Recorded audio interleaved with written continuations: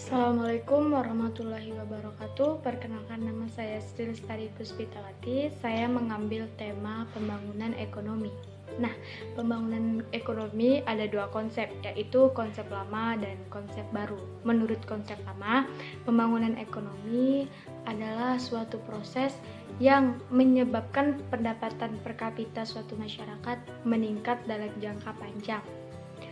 Di dalam konsep lama mengandung unsur-unsur. Yang pertama, usaha meningkatkan pendapatan per kapita. Yang kedua, kenaikan per kapita berlangsung dalam jangka panjang. Yang ketiga, terjadi perubahan yang terus-menerus. Di konsep baru, pembangunan ekonomi adalah suatu proses multidimensional yang menyebabkan perubahan besar secara sosial dan ekonomi.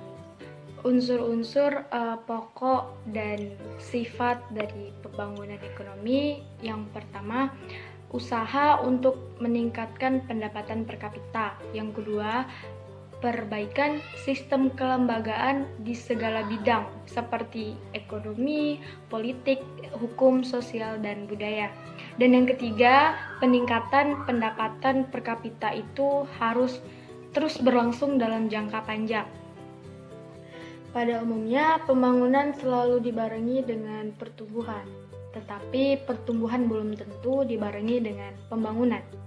Nah, tujuan pembangunan yang pertama, meningkatkan persediaan dan memperluas akses pemerataan bahan pokok yang dibutuhkan.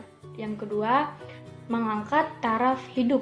Yang ketiga, memperluas jangkauan pilihan ekonomi dan sosial bagi semua lapisan masyarakat. Mencapai pembangunan tersebut, maka strategi pembangunan ekonomi adalah yang pertama, penggunaan tenaga kerja yang tinggi. Yang kedua, meningkatkan output. Yang ketiga, pengurangan ketimpangan pendapatan. Dan yang keempat, perubahan sikap mental masyarakat dalam lembaga pemerintah. Manfaat pembangunan ekonomi yang pertama, peningkatan output nasional dan peningkatan output per kapita. Dan yang ketiga, peningkatan kesejahteraan masyarakat.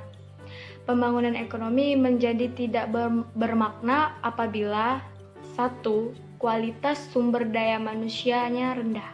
Yang kedua, sikap mental masyarakat tidak mendukung. Dan yang ketiga, teknologi tidak berkembang. Ciri-ciri negara sedang berkembang. Yang pertama, tingkat kemakmuran relatif rendah. Kenapa dikatakan tingkat kemakmuran relatif rendah? Karena jumlah penduduk negara sedang berkembang adalah 41% penduduk dunia.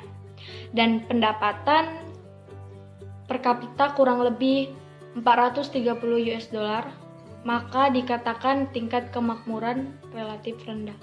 Dan yang kedua, produktivitas pekerja sangat rendah. Produktivitas merupakan tingkat produksi yang dapat dihasilkan seorang pekerja per tahunnya. Dan yang ketiga, kegiatan ekonomi dualistis. Nah, saya jelasin. Misalnya kegiatan produksi sektor perkebunan itu ada dua kegiatan, yaitu dengan cara tradisional dan modern. Maka dari itu, produksi sektor perkebunan bisa dibilang dengan kegiatan ekonomi dualistis. Ada dua indikator penting yang perlu disoroti dalam pembangunan ekonomi, yaitu yang pertama, indikator ekonomi, yang bisa dilihat dari laju pertumbuhan ekonomi dengan adanya kenaikan pendapatan per kapita dan kesejahteraan ekonomi. Dan yang kedua, melalui indikator sosial yang dinilai dari indikator pembangunan manusia maupun indeks mutu hidup. Ada faktor-faktor yang mempengaruhi pembangunan ekonomi, yaitu kekayaan alam, terus yang kedua, jumlah dan kualitas penduduk, yang ketiga, sumber daya modal yang dimiliki, dan yang keempat, penguasaan teknologi. Nah, Mungkin hanya itu yang bisa saya sampaikan. Maaf jika salah-salah kata. Wassalamualaikum warahmatullahi wabarakatuh.